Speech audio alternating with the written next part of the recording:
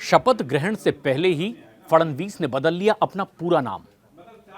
बिल्कुल ऐसा ही हुआ है और आप बिल्कुल सही सुन रहे हैं। दरअसल देवेंद्र फडणवीस ने शपथ ग्रहण में जो अपना नाम लिया है वो नाम पहली बार लिखित या मौखिक तौर पर उनकी ओर से सामने आया है। दरअसल इसके पीछे की भी एक पूरी नई कहानी है। पश्चिम भारत में और दक्षिण भारत में एक परंपरा भी है कि नाम तभी पूरा माना जाता है जब तक पिता का नाम साथ में लगा हो, और इसीलिए चाहे गुजरात में, महाराष्ट्र में या दक्षिण भारत के किसी और प्रदेशों में यही परंपरा चलती भी है। इसलिए नरेंद्र दामोदर दास मोदी लिखा जाता है, सचिन रमेश तेंदुलकर लिखा जाता है, कहा जाता है, तभी कागजात पूर्ण माने जाते हैं। और ऐसा ही देवेंद्र फडणवीस भी इससे पहले दस्तावेजों में करते रहे हैं, देवेंद्र गंगाधर राव फडणवीस। लेकिन पहली बार आज पूरी दुनिया ने देखा और सुना जब शपथ ग्रहण हो रहा था देवेंद्र फडणवीस का महाराष्ट्र के मुख्यमंत्री के तौर पर, जब वो तीसरी बार शपथ ले रहे थे, तो इस बार जो उन्होंने नाम मंच से अपना कहा वो इससे पहले लिए गए कहे गए नाम से अलग सुनाई दिया। देवेंद्र फडणवीस ने कहा, मी देवेंद्र सरिता गंगाधर राव फडणवीस, यानी पिता के नाम से पहले उन्होंने अपने नाम के साथ माता का नाम जोड़ा। सरिता उनकी मां का नाम है। और इस चुनाव के लिए, चुनाव लड़ने के लिए जो एफिडेविट उन्होंने दाखिल किया था उसमें भी उनका नाम देवेंद्र गंगाधर राव फडणवीस ही था। इसके पहले भी वो 2 बार महाराष्ट्र के मुख्यमंत्री रहे हैं।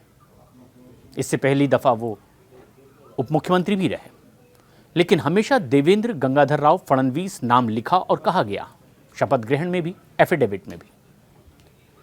लेकिन जैसे ही विधानमंडल नेता का चयन होना था और उस नाम की घोषणा होनी थी, तब बीजेपी नेता चंद्रकांत पाटिल ने, सुधीर मुनगंटीवार ने जिस नाम की घोषणा की वो नाम था देवेंद्र सरिता गंगाधर राव फडणवीस। और तभी से ये बात समझ में आने लगी थी कि इस बार शपथ ग्रहण से पहले ही अपना पूरा नाम बदल चुके हैं देवेंद्र फडणवीस। दरअसल इस चुनाव में बीजेपी ने लाड़की बहन योजना से एक ज़बरदस्त तरीके से चुनाव प्रचार में इसका जिक्र किया और माना गया कि महिलाओं के उत्थान के लिए ये योजना बहुत कारगर साबित होगी। वोटों में परिवर्तित होकर बीजेपी तक ये मतदाता पहुंचे भी। बड़ी बम्पर जीत महायुति को यानी एनडीए को मिली, बीजेपी के नेतृत्व में जो शिवसेना और एनसीपी उनके साथी के तौर पर चुनाव लड़ रहे थे।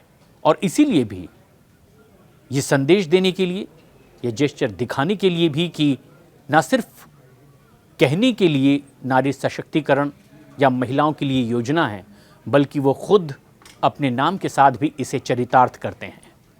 और इसीलिए पहली बार देवेंद्र फडणवीस ने अपना नाम लिखित या मौखिक रूप से देवेंद्र गंगाधर राव फडणवीस नहीं, बल्कि देवेंद्र सरिता गंगाधर राव फडणवीस कहा और आमंत्रण पत्रों में छपवाया भी।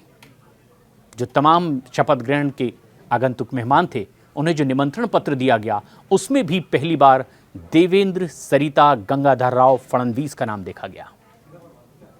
यानी एक संदेश देने की भी कोशिश है कि महिला सशक्तिकरण और महिला सम्मान के लिए सिर्फ योजनाएं ही नहीं, बल्कि वो खुद अपने नाम के साथ जोड़कर ये जताने और बताने की कोशिश कर रहे हैं कि हम मन से इस तरह के भावों को चरितार्थ करना चाहते हैं। और शपथ ग्रहण से पहले ही अपना पूरा नाम देवेंद्र फडणवीस ने बदल दिया।